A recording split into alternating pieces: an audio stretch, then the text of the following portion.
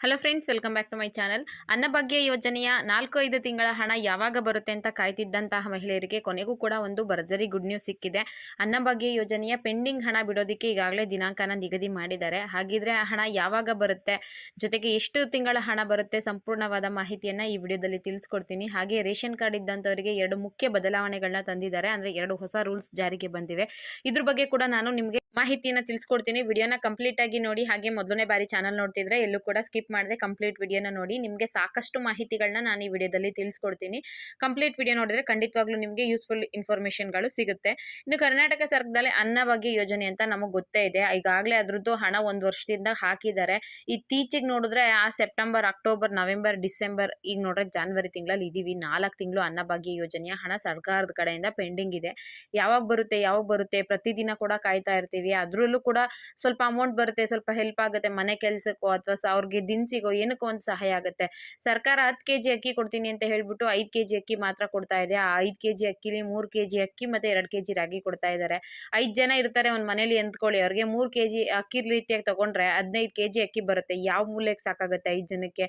ಒಂದು 10 ದಿನ 15 ದಿನಕ್ಕೆ ಅಕ್ಕಿ ಖಾಲಿ ಆಗೋಗುತ್ತೆ. ಸೊ ಇಂಥ ಸಂದರ್ಭದಲ್ಲಿ ಇವ್ರು ಅಕ್ಕಿ ಬಗ್ಗಿದ್ದ ಹಣ ಕೊಟ್ಟಿದ್ರೆ ಅಕ್ಕಿನಾದ್ರೂ ಖರೀದಿ ಮಾಡ್ಬೋದಾಗಿತ್ತು. 4 ತಿಂಗಳಿಂದ ಅಕ್ಕಿ ಯೋಜನೆ ಹಣ ಹಾಕಿಲ್ಲ. ಈ ಕಡೆ ಗೃಹಲಕ್ಷ್ಮಿ ಕೂಡ ಕರೆಕ್ಟ್ ಆಗಿ ಬರ್ತಾ ಇಲ್ಲ.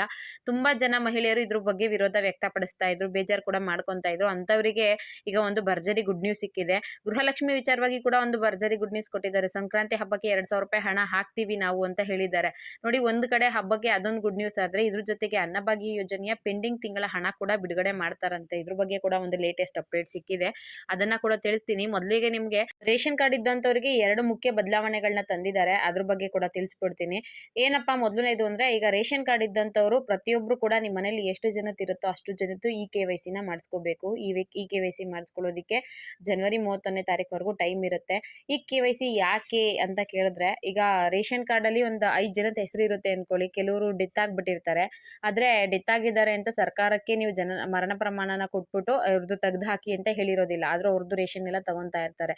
ಬಟ್ ಇವಾಗ ಏನ್ ಮಾಡ್ಬೇಕು ಅಂದ್ರೆ, ಪ್ರತಿಯೊಬ್ರು ಕೂಡ ರೇಷನ್ ಕಾರ್ಡ್ ಇರೋ ಪ್ರತಿಯೊಬ್ರು ಕೂಡ ಬಂದು ತಮ್ಮ ಇಂಪ್ರೆಷನ್ ನ ಕೊಡ್ಬೇಕು. ನಾವು ಬದುಕಿದೀವಿ, ನಮ್ಗೆ ಏನ್ ಸರ್ಕಾರದಿಂದ ಸೌಲಭ್ಯ ಸಿಗ್ಬೇಕೋ ಅದೆಲ್ಲ ಕೂಡ ಸಿಗ್ಲಿ ಅಂತ. ಕೇವಲ ಅಕ್ಕಿಗೋಸ್ಕರ ಅಲ್ಲ, ಬೇರೆ ಬೇರೆ ಸ್ಕೀಮ್ಗಳಲ್ಲಿ ಕೂಡ ಬೇರೆ ಬೇರೆ ಯೋಜನೆಗಳಲ್ಲಿ ಲಾಭ ಪಡ್ಕೋಬೇಕು ಅಂದ್ರೂ ಕೂಡ ನೀವು ಈ KYC ಕಂಪಲ್ಸರಿ ಮಾಡಿಸ್ಕೊಳ್ಳೇಬೇಕು. ರೇಷನ್ ಕಾರ್ಡ್ ಈ KYC ಅನ್ನೋದು ಕಂಪಲ್ಸರಿ. ಕುಟುಂಬ ತಂತ್ರಾಂಶದಲ್ಲಿ ಇದು ನೋಂದಣಿ ಆಗ್ಬೇಕು. ಸೊ ಅದಕ್ಕೋಸ್ಕರ ಪ್ರತಿಯೊಬ್ರು ಕೂಡ KYC ನ ಮಾಡಿಸ್ಕೊಳ್ಳಿ ಅಂತ ಹೇಳ್ತಾರೆ. ಇಲ್ಲಿವರೆಗೂ ಯಾರು ಮಾಡಿಸ್ಕೊಂಡಿಲ್ವೋ ಅವ್ರಿಗೆ ಕೊನೆಯ ದಿನಾಂಕನ ಮತ್ತೊಮ್ಮೆ ಎಕ್ಸ್ಟೆಂಡ್ ಮಾಡಿದ್ದಾರೆ. ಜನವರಿ ಎಂಡಿಂಗ್ ವರೆಗೂ ನಿಮ್ಗೆ ಟೈಮ್ ಇರುತ್ತೆ. ಯಾರಾದ್ರೂ ಮಾಡಿಸ್ಕೊಂಡಿಲ್ಲ ಅಂದ್ರೆ ಈ ಕೂಡಲೇ KYC ನ ಮಾಡಿಸ್ಕೊಳ್ಳಿ. ನೋಡಿ, ಸರ್ಕಾರದ ಯಾವುದೇ ಯೋಜನೆಯ ಲಾಭ ಪಡ್ಕೋಬೇಕು ಅಂದ್ರೆ ನಿಮ್ಗೆ ಈ KYC ಕಂಪಲ್ಸರಿ ಇರುತ್ತೆ. ಸೊ ದಯವಿಟ್ಟು KYC ನ ಮಾಡಿಸ್ಕೊಳ್ಳಿ.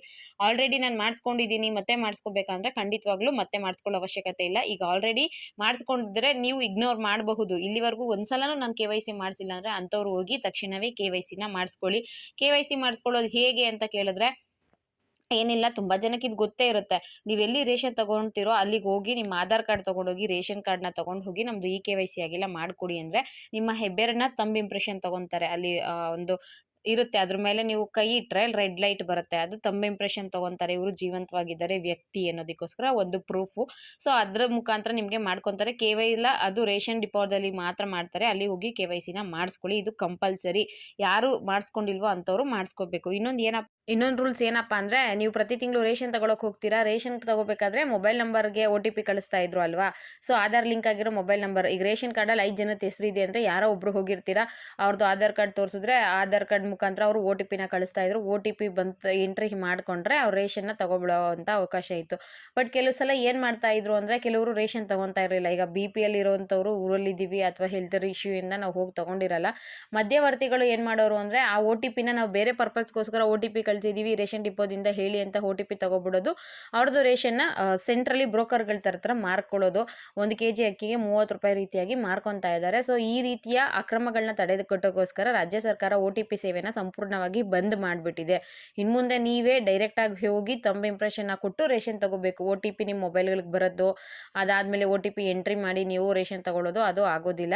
ಇದೊಂದು ಹೊಸ ರೂಲ್ಸ್ನ ಜಾರಿಗೆ ಮಾಡಿದ್ದಾರೆ. ಒಂದು ಒಳ್ಳೆ ಗುಡ್ ನ್ಯೂಸ್ ಅಂತಾನೆ ಅನ್ನಭಾಗ್ಯ ಯೋಜನೆಯ ಹಣ ಯಾವಾಗ ಹಾಕ್ತಾರೆ ಅಂತ ನೋಡೋದಾದ್ರೆ, ಸರ್ಕಾರ ಈಗ ಅನ್ನಭಾಗ್ಯ ಯೋಜನೆಯ ಹಣ ಏನ್ ಪೆಂಡಿಂಗ್ ಉಳಿಸ್ಕೊಂಡಿದೆ ಅದನ್ನ ಕ್ಲಿಯರ್ ಮಾಡ್ಕೋಬೇಕು. ಇಲ್ಲ ಅಂದ್ರೆ ಜನ ಇದಕ್ಕೆ ವಿರೋಧನ ವ್ಯಕ್ತಪಡಿಸ್ತಾರೆ. ಸೊ ಆದಷ್ಟು ಬೇಗ ನಾವು ಹಣ ಬಿಡುಗಡೆ ಮಾಡಬೇಕು ಅಂತ ಡಿಸೈಡ್ ಮಾಡಿದ್ದಾರಂತೆ. ಸೊ ಜನವರಿ ತಿಂಗಳಲ್ಲೇ ನಿಮ್ಗೆ ಹಣನ ಬಿಡುಗಡೆ ಮಾಡ್ತಾರೆ. ನೋಡಿ, 2 ಕಂತಿನ ಹಣ ಅವರು ಪಕ್ಕಾ ಬಿಡುಗಡೆ ಮಾಡ್ತಾರಂತೆ. ಅದಾದ್ಮೇಲೆ ಫೆಬ್ರವರಿ ತಿಂಗಳಲ್ಲಿ ಇನ್ನೆರಡು ಕಂತಿನ ಹಣ, 2 ತಿಂಗಳ ಹಣನ ಬಿಡುಗಡೆ ಮಾಡ್ತಾರಂತೆ. 4 ತಿಂಗಳಿನ ಹಣ ಒಟ್ಟಿಗೆ ಬಿಡುಗಡೆ ಮಾಡಿದ್ರೆ ಸರ್ಕಾರಕ್ಕೂ ಕೂಡ ಕಷ್ಟ ಆಗೋದ್ರಿಂದ ಅವರು ಸ್ವಲ್ಪ ಅಂದ್ರೆ 2 ತಿಂಗಳ ಹಣ ಈಗ ಬಿಟ್ಟು ಇನ್ನೆರಡು ತಿಂಗಳ ಹಣ ಮುಂದಿನ ತಿಂಗಳು ಹಾಕೋದು. ಆ 2 ತಿಂಗಳ ಹಣ ಹೇಗೆ ಹಾಕ್ತಾರೆ ಅಂದ್ರೆ, ಮೊದಲು 1 ತಿಂಗಳ ಹಣ ಹಾಕಿ ಒಂದ್ ಸ್ವಲ್ಪ ಗ್ಯಾಪ್ ತಗೋತಾರೆ. ನೆಕ್ಸ್ಟ್ ವಾರದಲ್ಲಿ ನಿಮ್ಗೆ ಇನ್ನೊಂದು ತಿಂಗಳ ಹಣ ಬರುತ್ತೆ. ಆ ರೀತಿಯಾಗಿ ಮಾಡ್ತಾರಂತೆ. ಸೊ ನಿಮ್ಗೆ 850 ರೂಪಾಯಿ ಬರ್ತಾ ಇತ್ತು ಅಂದ್ರೆ 1700 ರೂಪಾಯಿ ಅಮೌಂಟ್ ಸಿಗುತ್ತೆ.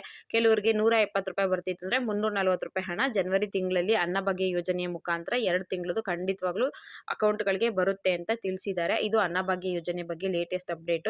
2 ಹೊಸ ರೂಲ್ಸ್ ಗಳನ್ನ ತಂದಿದ್ದಾರೆ. ಜೊತೆಗೆ ಅನ್ನಭಾಗ್ಯ ಯೋಜನೆ ಹಣ ಬಿಡುಗಡೆ ಬಗ್ಗೆ ಒಂದು ಫೈನಲ್ ನ ಮಾಡ್ಕೊಂಡಿದ್ದಾರೆ. ಅಂದ್ರೆ ಹಣ ಬಿಡುಗಡೆ ಮಾಡ್ಬಿಡ್ಬೇಕು, ಇಲ್ಲಾಂದ್ರೆ ಯಾರು ಕೂಡ ಇದನ್ನ ಒಪ್ಪೋದಿಲ್ಲ, ನಮ್ಮ ವಿರುದ್ಧ ಮಾತಾಡೋಕೆ ಸ್ಟಾರ್ಟ್ ಮಾಡ್ತಾರೆ ಅಂತ ಹೇಳ್ಕೊಂಡು, ಇದಿಷ್ಟು ಅನ್ನಭಾಗ್ಯ ಯೋಜನೆ ಬಗ್ಗೆ ಲೇಟೆಸ್ಟ್ ಇನ್ಫಾರ್ಮೇಶನ್. ವಿಡಿಯೋ ಇಷ್ಟ ಆಗಿದ್ರೆ ಒಂದು ಲೈಕ್ ಮಾಡಿ, ಶೇರ್ ಮಾಡಿ, ಮಿಸ್ ಮಾಡದೆ ಸಬ್ಸ್ಕ್ರೈಬ್ ಮಾಡ್ಕೊಳ್ಳಿ. ಇಲ್ಲಿವರೆಗೂ ವಿಡಿಯೋ ನೋಡಿದ ಎಲ್ರಿಗೂ ಕೂಡ ಧನ್ಯವಾದಗಳು. Thank you for watching friends.